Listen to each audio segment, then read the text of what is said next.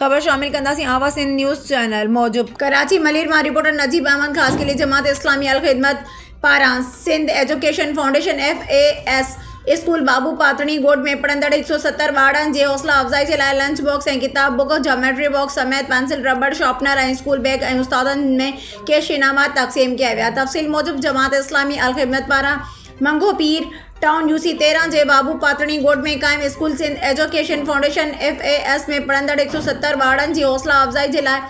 ॿारनि में lunch box समेत किताब बुक पेंसिल रबड़ sharpener geometry box school bag ऐं उस्तादनि में कैश इनाम तक़सीम कया विया। जॾहिं त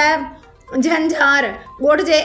इलाइक़े नाज़िम आला सैद आसिम अली मुखे नाज़िम राहिब अली गबोल नायब नाज़िम मोहम्मद असलम मरी मंगो पीर टाउन UC 12 जे काउंसलर फरज़ाना जावेद ताहिर सहतानी बच्चन बीबी ऐं ॿियनि ओलह प्रेस क्लब जे साफ़िन सां ॻाल्हाईंदे चयो त जेको कमु सिंध हुकूमत खे करणु खपे उहो कमु जमात इस्लामी करे रही आहे।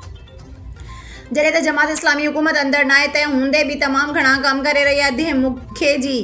अंदरि केतिरा ई पाणीअ जा बोर हणाया विया आहिनि ऐं धीउ मुखे जी मुख़्तलिफ़ ॻोठनि में मुख़्तलिफ़ बीमारियुनि जिन में अखियुनि चमड़ी हेपाटाइटिस B C TB समेत जनरल फ्री मेडिकल कैंपूं हयूं वयूं आहिनि।